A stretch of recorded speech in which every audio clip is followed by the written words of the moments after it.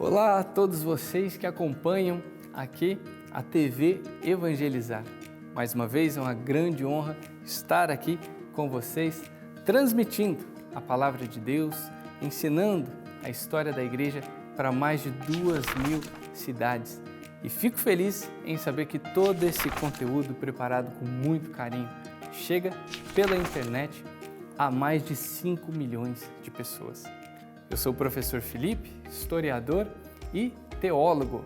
Vou levar você para mais um episódio do Crônicas da Bíblia, mais uma viagem no tempo para crescermos na fé e na ciência. Está começando o Crônicas da Bíblia.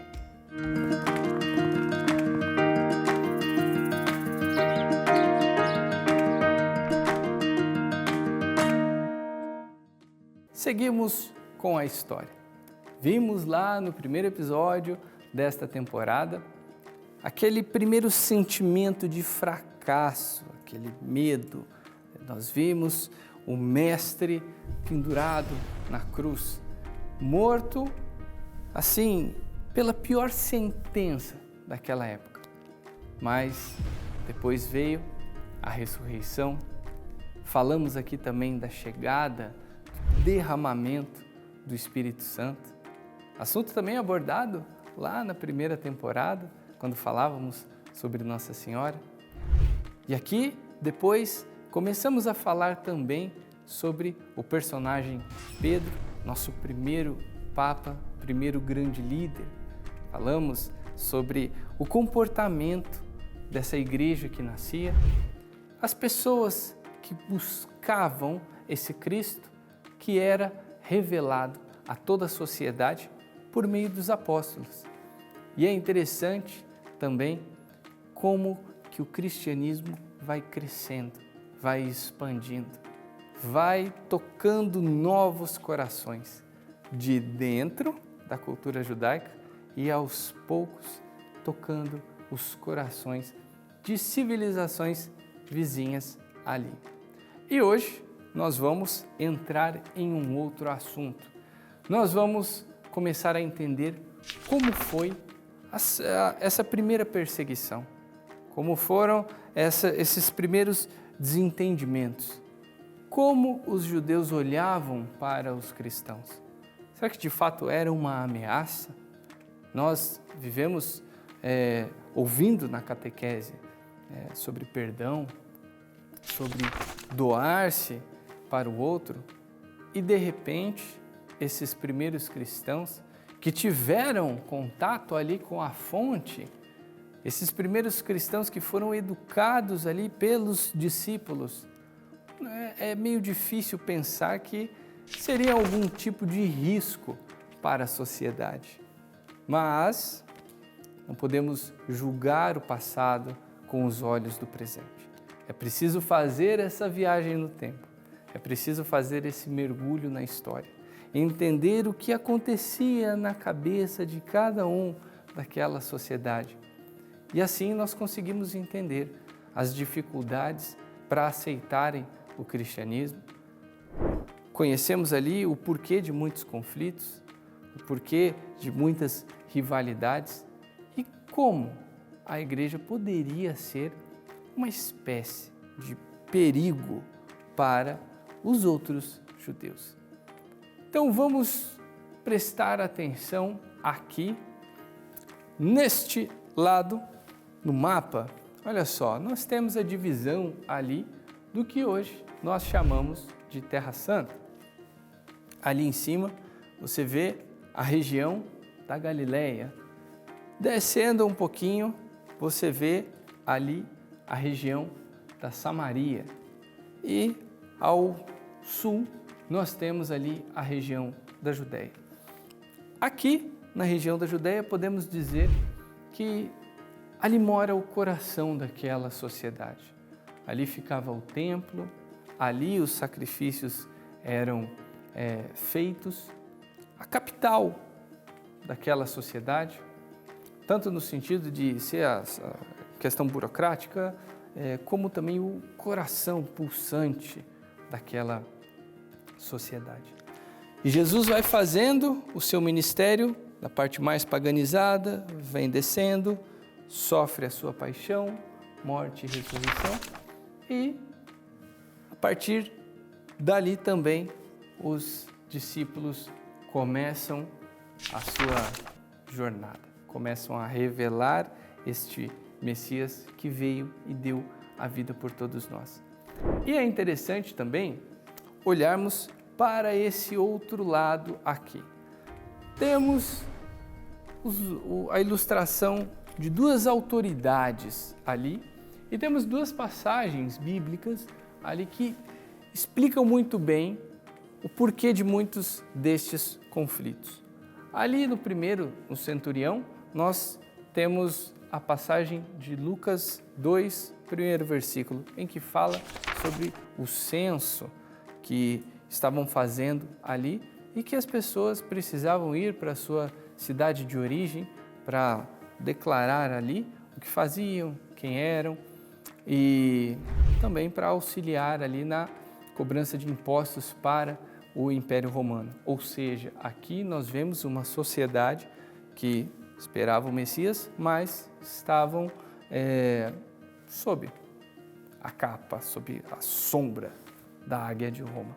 E ali, no outro, nós vemos um fariseu que, em Mateus 22, nós temos esse diálogo sobre é lícito ou não pagar imposto para Roma. Então, nós vemos ali autoridades que não gostavam nem um pouco desse discurso do Messias. Primeiro, se o Messias era o verdadeiro Salvador, o que seria então César? Deveriam eles pagar tributos a César, pagar impostos, entender que César também tinha um tempero de sagrado? E, na autoridade dos judeus, seria o Messias, aos olhos de muito, uma ameaça para toda a tradição, a lei mosaica? Seria o Messias um louco reformador que falta com respeito com a lei, que vai trabalhar, vai operar milagres durante o sábado, que nos mandamentos ele deve ser guardado?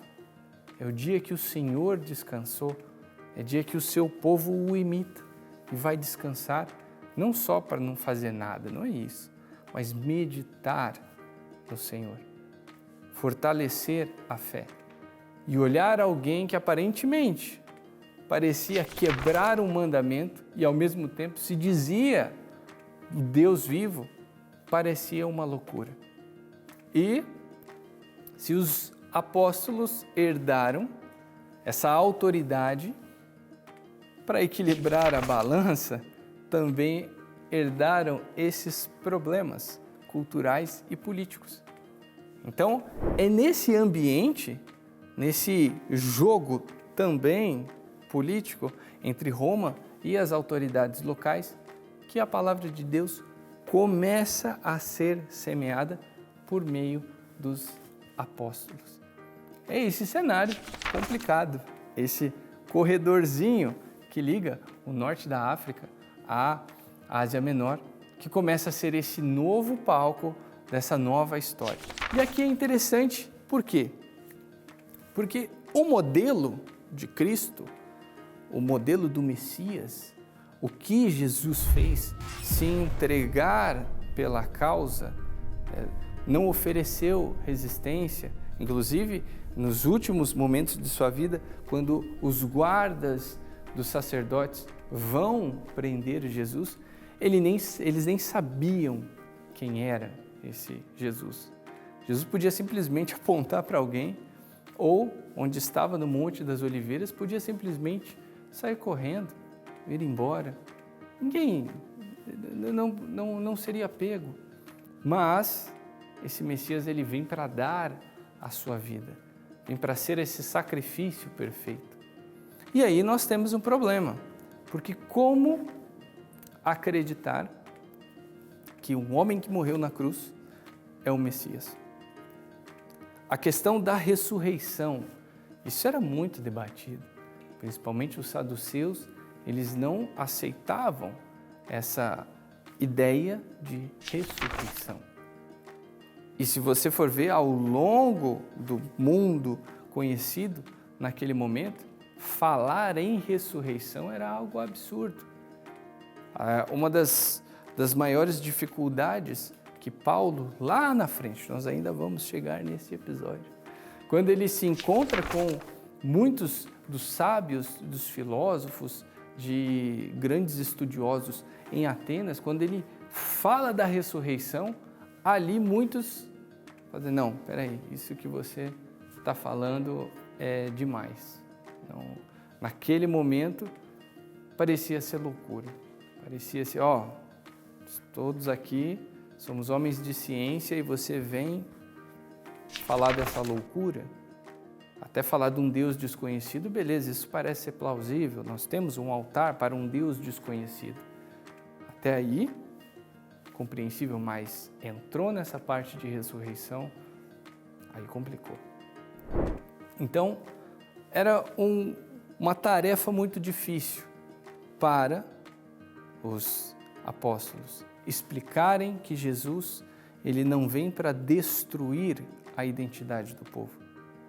Explicar que esse Cristo, ele ressuscitou, ou seja, qualquer outra ideia, qualquer outra linha de pensamento sobre o pós-vida, sobre o que acontece com a alma, qual é a jornada do homem quando você dá o último suspiro.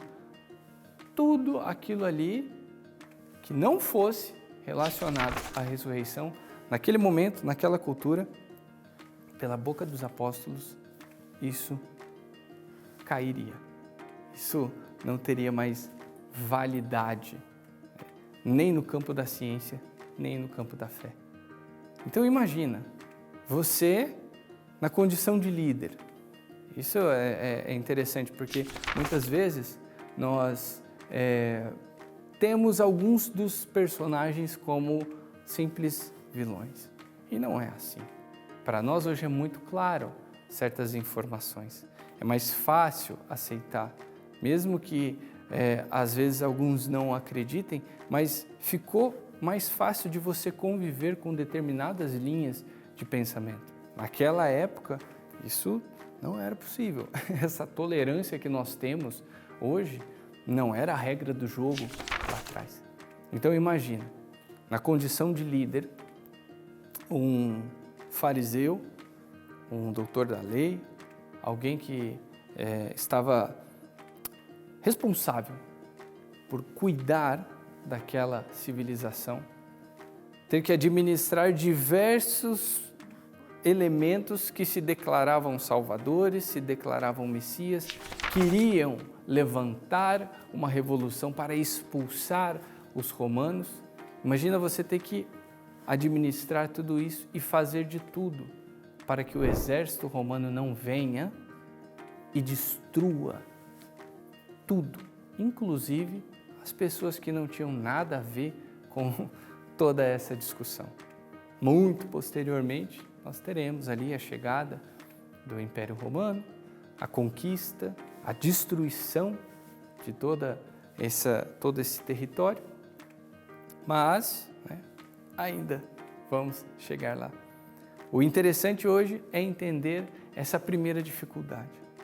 Os discípulos eram muito perseguidos por essa falta de compreensão do que é o Messias, quem é o Messias, o que ele veio fazer e se ele está ou não contra a identidade, se ele é ou não uma ameaça que pode trazer a mão pesada, a espada, o escudo, o exército de Roma e derramar o sangue daquelas pessoas. E então, eu espero agora você completar a sua xicrinha de café. Espero você ajeitar aí a poltrona, tomar uma água, pegar ali seu estojo, a sua Bíblia, caso você ainda não esteja com ela, corre lá, pega, porque depois do intervalo nós continuamos com essa parte da história. Até já! A TV Evangelizar também está no YouTube. Segue a gente por lá.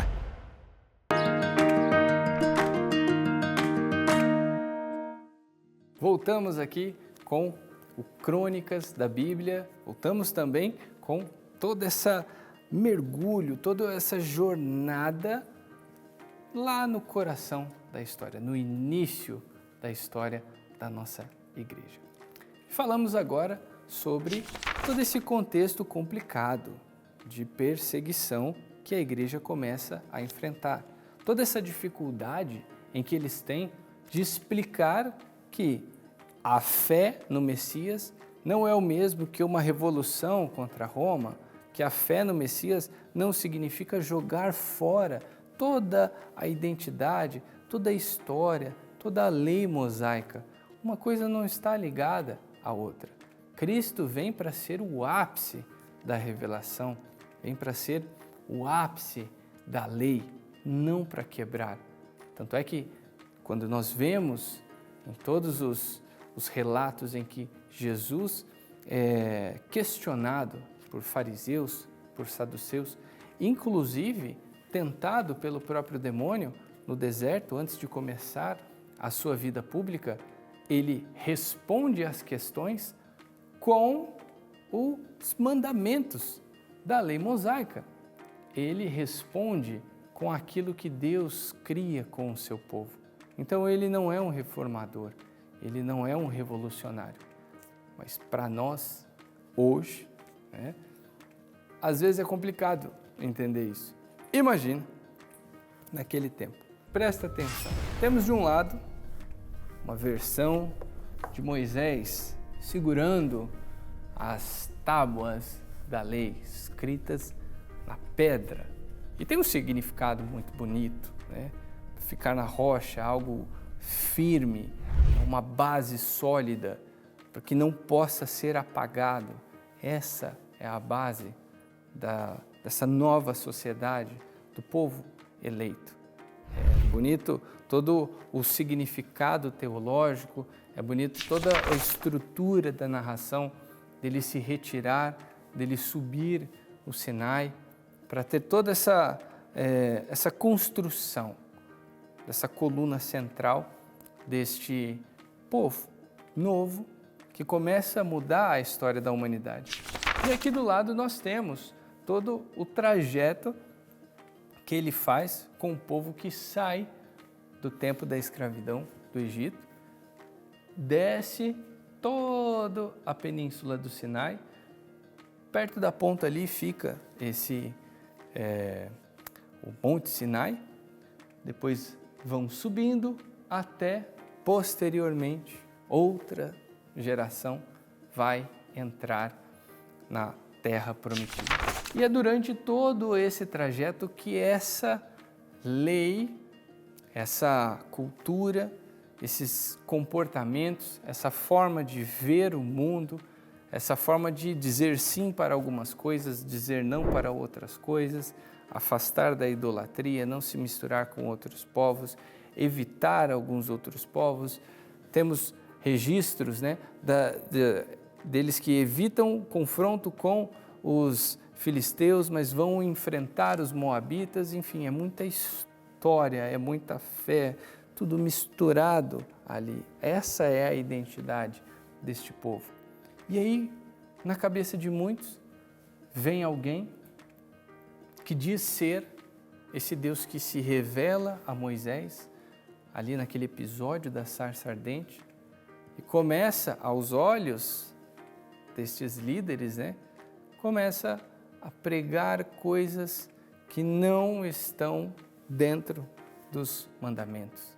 Realizar milagres, segundo alguns ali, por autoridade de espíritos imundos, porque vai fazer isso no sábado, quando Deus pediu para guardar o sábado. A Bíblia faz questão de mostrar isso, no sábado foram à sinagoga, aconteceu isso, isso e isso. Então, eles já mostram para os cristãos que o Senhor também é o Senhor do sábado. O sábado foi feito para o homem e não ao contrário. Então, são mentalidades que, a princípio, têm um choque muito forte. E é muito difícil para os convertidos amar aqueles que os perseguem, É uma tarefa realmente muito difícil até hoje. E é muito difícil para os perseguidores abandonarem este zelo pela lei e aceitarem o que para eles era tido como uma heresia judaica. Isso nós até vemos aqui em Atos dos Apóstolos, no capítulo 5, versículo 17, olha só: levantaram-se então o sumo sacerdote e seus partidários, isso é, a seita dos saduceus, cheios de inveja, e deitaram as mãos nos apóstolos e meteram-nos na cadeia pública. Então, você vê que a classe, eu não gosto muito desse termo, classe dominante, porque eles não eram dominantes, eles estavam abaixo do poder romano, mas a classe de líderes não gostavam, não tinham simpatia e viam um perigo, viam um tipo de heresia nesse diálogo dos discípulos de Jesus. Algo que vai culminar com a prisão de alguns. Temos o relato de uma intervenção divina, não vamos dizer fuga, mas da saída desses apóstolos da prisão. Posteriormente, teremos a eleição dos primeiros diáconos ali e um dos pontos mais altos deste princípio da história da igreja, a morte de Santo Estevão, primeiro santo da igreja. E é interessante porque não havia Bíblia, não haviam ainda as cartas paulinas. Pensa, a primeira carta de Paulo vai ser só lá no ano de 51. Tudo isso que nós estamos vendo aqui é pouco tempo após a morte de Jesus. Não tinha uma Bíblia encadernada como essa aqui, não haviam outros escritos teológicos, não existiam outras referências bibliográficas. Aquelas pessoas dependiam unicamente da fé, da ação do Espírito Santo e também da autoridade, da organização, da credibilidade dos apóstolos.